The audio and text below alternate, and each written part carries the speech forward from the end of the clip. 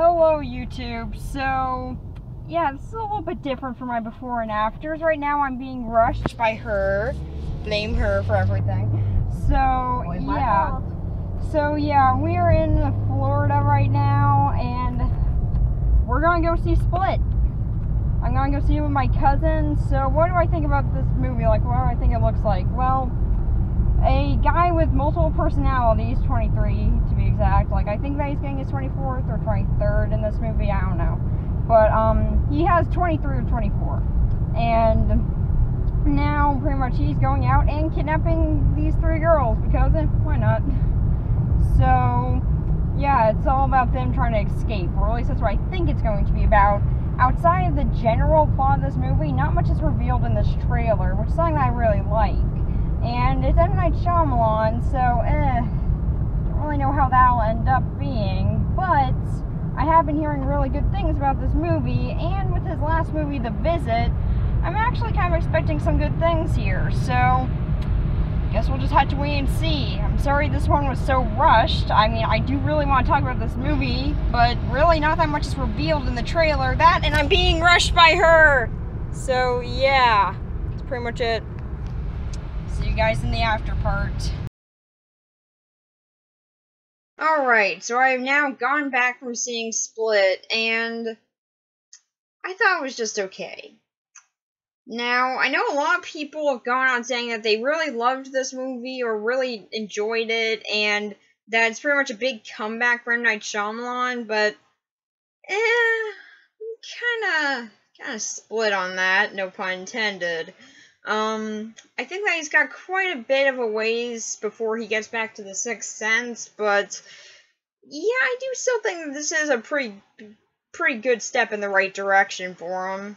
So, yeah, I'll explain a little bit later as to why I think that this movie is just alright, but first, a synopsis. So, pretty much what you see in the trailer is what you get with this movie, that there's a man named Kevin with split personality disorder who goes and kidnaps these three girls. Well, two of his personalities do, Patricia and Dennis. Now, the reason why they kidnap them is because they believe in another personality that lies within Kevin called the Beast, which, yeah, that's pretty much just sort of a story that all the other personalities know about, but they really don't believe. But Patricia and Dennis are the two that are fully convinced that the Beast is a secret 24th personality. And pretty much what the Beast is, he's a combination of all the personalities' physical attributes. He's able to scale walls, his skin is incredibly tough, almost to the height of a rhinoceros, and yeah, he's pretty strong, up to the point where he can bend metal bars with his bare hands. So, yeah, why do Dennis and Patricia think that that's real?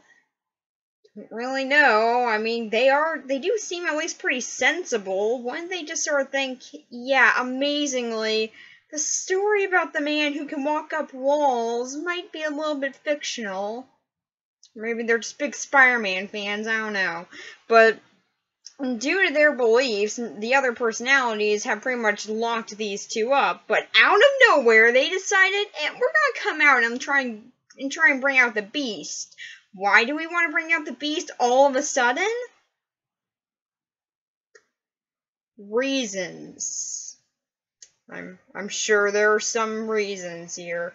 So, yeah, Dennis does mention a little bit later on in the movie that he has talked with the Beast. Whether or not the Beast told him that now is the time to act, I don't know. But yeah, he does bring up that he has had some conversations with him. So I'm pretty sure the Beast is the one who gave the go-ahead. So now, the reason why they actually had to kidnap some girls is because the Beast is searching for the impure so he can eat them. Sounds sensible to me. But, yeah, I don't really understand his reasoning with impure here. The way that he views people as impure is if they haven't been through an ordeal. Don't know how that means that they're impure at all. I mean, like, look at someone who's getting a humanitarian award and be like, you haven't been through an ordeal. You are not pure. I'm going to eat you because that's what pure people do. So, yeah, the ordeal, the actual philosophy of the beast might be a little bit misguided, but then again, he has only been around for a little bit, and the whole entire time he apparently spent around train tracks and not actually doing any type of knowledge whatsoever, so yeah, might not be the smartest personality in there. Although, he does seem well educated enough to speak, so I don't know, maybe there's a library next to that train track that he was sitting around. So, yeah, pretty much what's going on is the three girls try and find a way to get away from Kevin, or actually just try and get some of the personalities to fight amongst each other, or just trying to bring out some of the other personalities that actually don't want to murder them. Well, there's also a therapist for Kevin that's trying to do the same thing, while also trying to figure out if, he's been acting kind of strange. Maybe there might be another personality in control. And apparently, one of the personalities took control ever since 2014. This has been happening for 3 years, but apparently now she just notices.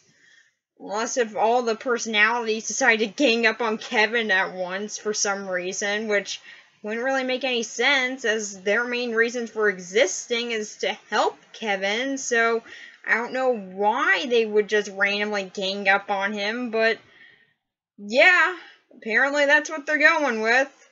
Because apparently she has still been talking to the main personality, Barry.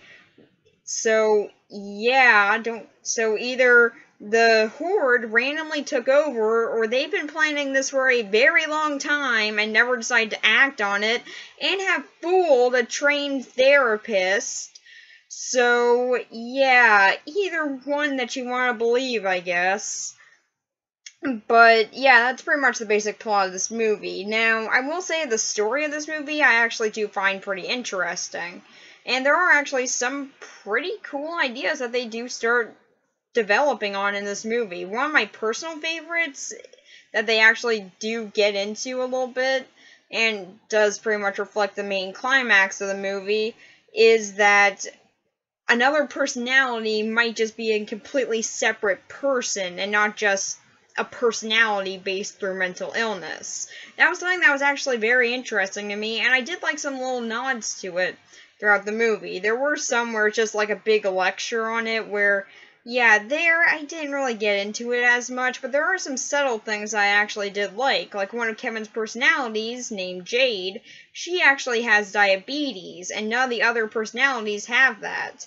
That was a little bit of evidence that I think was subtle, but actually did support it pretty well.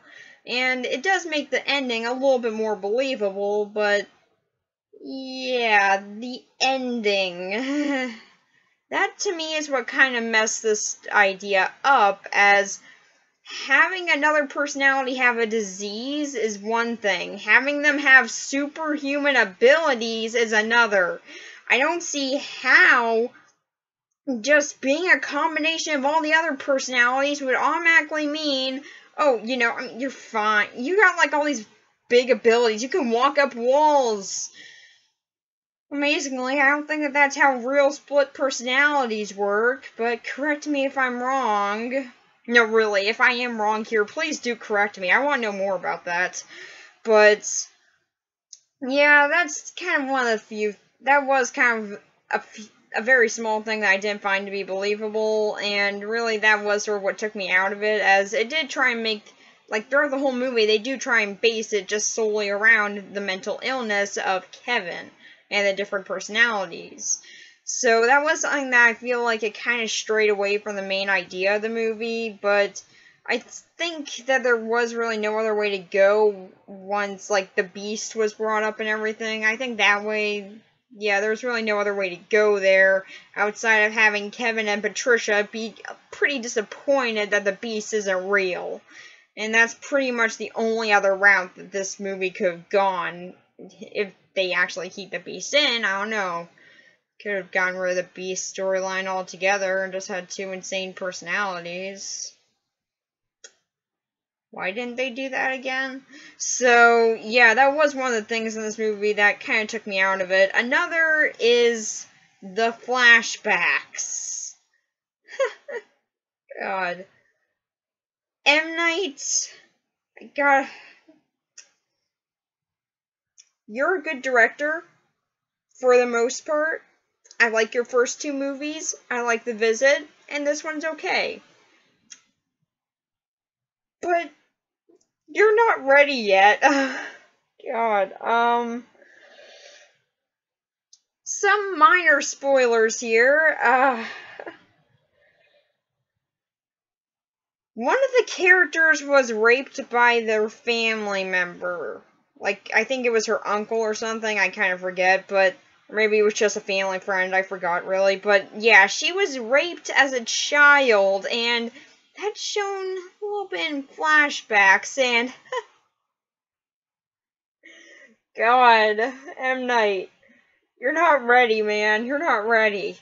Just, God. He handles this so awkwardly, and the flashbacks seem really abrupt. Now, I missed a little bit of the movie because of this minor thing that happened when me and my cousin were going to it. A car accident. Yeah, minor thing. But yeah, there was a car accident right in front of us while we were going to this, so yeah, that kind of delayed us a little bit. So, I don't know, maybe the flashback thing was set up a little bit more in the scenes that I missed, but I asked my cousin who had already seen this movie, like, what we actually missed of it, and he pretty much just said, well, there was a birthday party thing that sort of established Chrissy as kind of an awkward character, and we missed the kidnapping scene. That was really it, so unless if there was some sort of setup to these flashbacks there, they felt really abrupt to me. I'll probably have to watch this movie again when it comes on TV or on Redbox or Netflix or something, but yeah, I definitely will be watching this thing again, because I feel like I missed something, and that was just, this is my own personal thing that kind of annoyed me throughout the whole movie. I missed a little bit of it, and throughout the whole entire thing, I was just like, man, what did I miss? Like, all of a sudden, they're in this room, they're going around here, they're trying to break out. What did I miss? I was just, like, sitting there this whole time, just like, what am I missing here? Did I miss something, even? I feel like I didn't, but I know I did miss something. I missed the opening, I missed the kidnapping. What did I miss? And that was just pretty much how I was feeling throughout most of this movie, but that's probably not going to happen to you if you go see this movie, so yeah, that's probably not an issue you'll have with it, but it did kind of take me out of the movie, so yeah, if you are planning on watching this movie and like you haven't seen it already, do watch it all the way, but the flashback stuff felt really abrupt to me and kind of put the whole entire movie on halt, just so then we could see these little flashbacks that would kind of be useful in the ending. Okay, they were actually really useful in the ending, for Chrissy at least, but yeah, to me, that was just kind of really abrupt and very awkward to watch. Like, M. Night, you're not ready yet, man, you're not ready. But yeah, that was one of the things that did kind of annoy me about it. Like, that was one of the things that kind of took me out of it. Then we have the twist ending. Now, if you guys haven't seen it, I am not going to be revealing it. Although I'm pretty sure you have. Like, this movie's been out for a while. I hated being late on seeing this. I wanted to see it when it first came out, I swear. But, yeah, the twist ending here.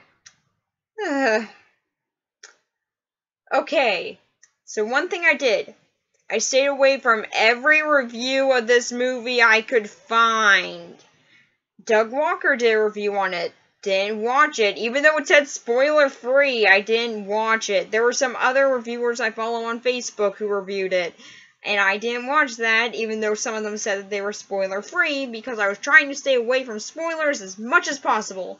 And I can safely say I did that, and yeah, it's probably a bad idea to go into this movie with spoilers, or at least for your first time. Like, I think that going in without being spoiled on anything really does make this movie much better. But yeah, the twist at the end. It's gotta be one of those things that could make or break the movie to you, or at least a little bit of the ending, really.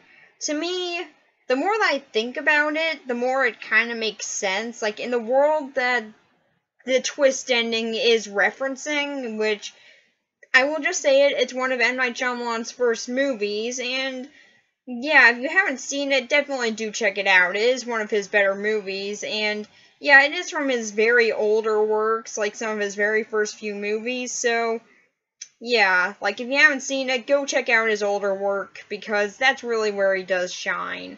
And that was pretty much one of those movies that I really do love. So I did like the reference to it, but it felt very, very random.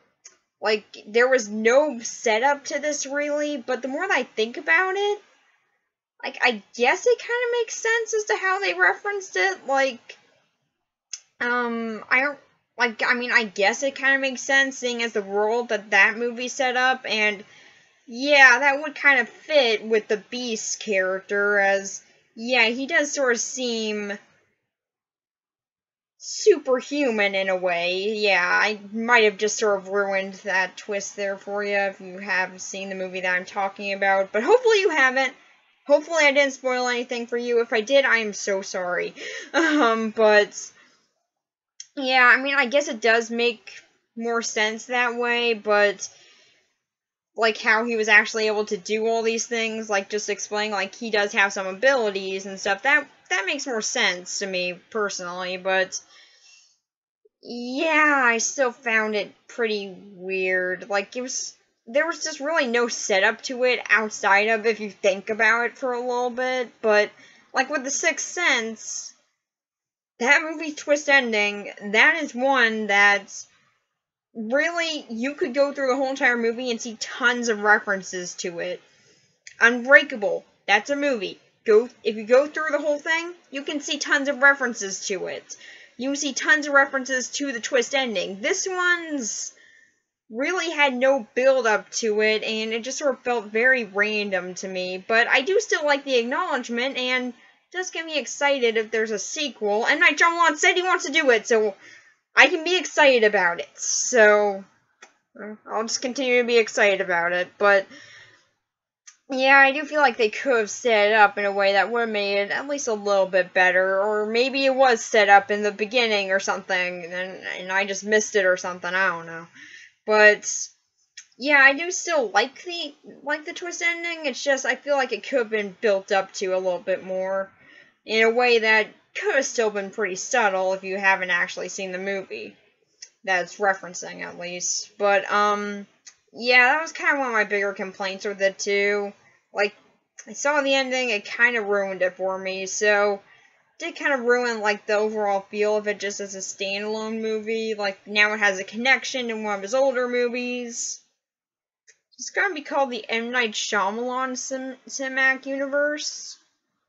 And if these movies are connected, what does that say for all his other movies? Is The Sixth Sense connected to Unbreakable? That would be so cool. Sorry. This just gets me thinking about things. Like, was Bruce Willis's character in this movie Bruce Willis and Unbreakable's character's secret twin brother that he never knew about and was never told about even after his death? I want to know now. What's the connection? Is Kevin and Mr. Glass gonna meet up with Cole? Are they all gonna hang out? Did the evil plant virus thing go anywhere? Did Europe wipe it out? Because like at the end of The Happening, it did go to Europe. Did it cause some people to just decide to not be Maorized? I forgot the word for that. I think it's Amish. But, like, did it cause some people to go be Amish and hide that? Go be in the village? Did fairy tale creatures come to life? So many questions now. How many of his movies are really connected? Ooh, one cool thing. The monsters from the village. Oh, wait, no. Okay, wait, no. The aliens from Signs.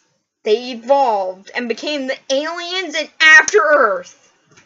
That would be a cool connection. I mean, the two movies do suck, but it would be a good connection at least, and might make some sense as to why the aliens from Signs went to a planet mostly filled with water. Seriously, why do they go to a place where it mainly contains their weakness? I will never get that. But, or maybe they were just trying to evolve from that, and maybe they did, and that's how they became the aliens from After Earth. Yeah, never mind, that makes no sense. So, yeah, I've just sort of been rambling as to how I would want to see these connections now, which I still want to see them. They would be cool. I mean, even if they're bad movies, they'd still be kind of cool. So, yeah. Kind of got off topic there. So, on to the characters. The three girls are there. Like, the only one who really gets any character development is Chrissy. Or at least I think that was her name. Maybe it's something else. I know her name starts with a C, and I'm pretty sure it's Chrissy. So, just gonna stick with that. So, yeah, Chrissy is kind of the same as all the other girls, really. Like, all the other girls I really couldn't get into at all. Just me personally, I just couldn't really get into them. There's just something about them that just seemed pretty boring and just pretty bland overall. Like, they don't really have developed personalities. Like, Chrissy, she's awkward. The girl Dennis made dance. She's, kind of shy, I think. That blonde girl, whatever her name was, she's there. So, yeah, really, the three girls that get kidnapped, outside of Chrissy, really, none of them get any development. Chrissy's really the only one who actually does get some development, but even at that, I mean, I didn't want to see any of the girls die or anything, which is something that I can't say is a step up from most horror movies nowadays. The Darkness and Bye Bye Man. Really didn't like those. But, yeah, I still feel like they could have been developed a bit better. Although, now we have the other two characters that I actually did enjoy. So, who I gotta talk about first here? Well, let's talk about the one that I enjoyed the least out of these two. That being the therapist. Now, don't get me wrong, I really do like this character in this movie. She's actually very well acted, even though she has the most Shyamalan-like lines. You know what I'm talking about. All those awkward lines that don't really sound like they'd be normal, like things that normal people say. She does make them work to a certain degree, and I will say that she actually does pretty good with what she's given here. And actually, she's a pretty likable character. So, yeah, I did really enjoy her, even though I forgot her name.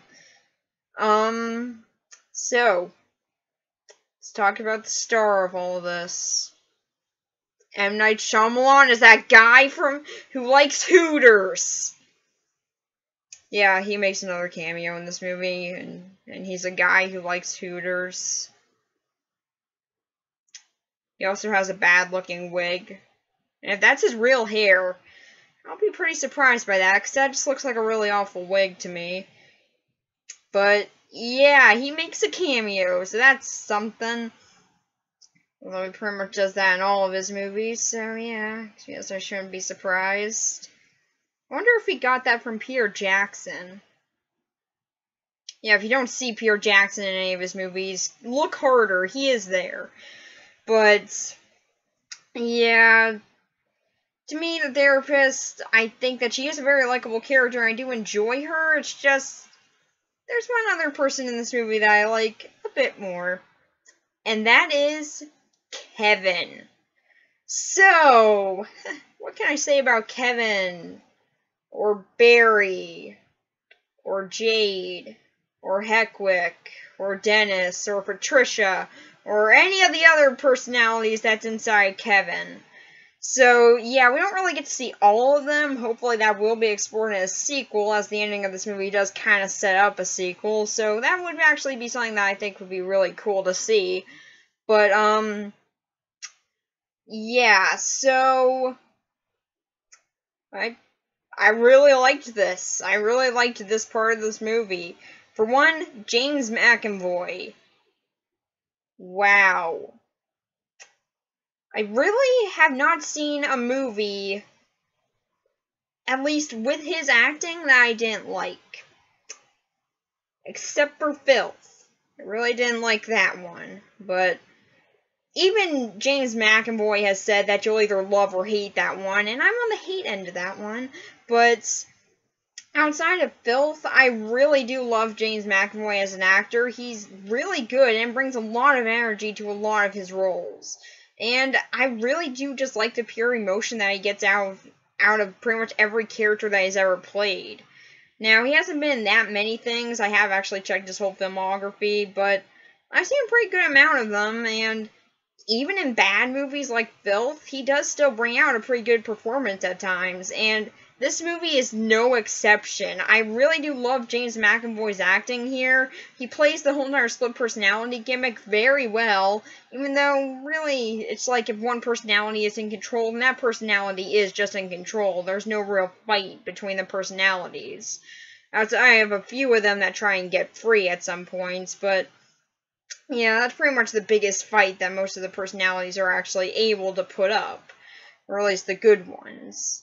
And Heckwick is just sort of easily manipulated, so yeah, he's just kind of an idiot.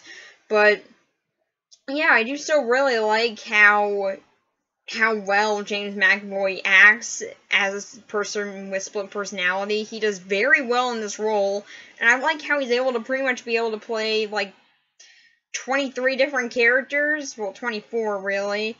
Like, I mean, we don't get to see all of them, but we do get to know about a lot of them, and it's actually something that I thought was really cool. I do like how he does play some of these characters. He plays them very well, and I really do like his performance as Kevin. So, yeah, I really did like Kevin in this movie, and he's pretty much the thing that I get the most fun out of whenever I watch this. Or at least whenever I will watch this. I know I'm gonna watch this thing again. So, yeah, Kevin, he's really what makes this movie. So, for this movie overall, I think it's alright. I do like how it's set up, and for the most part, I did get into it. It's just that there were a few things that took me out of the experience. Although one of those things was just sort of something that me personally experienced, which was the car accident in front of us. Might have been a minor setback.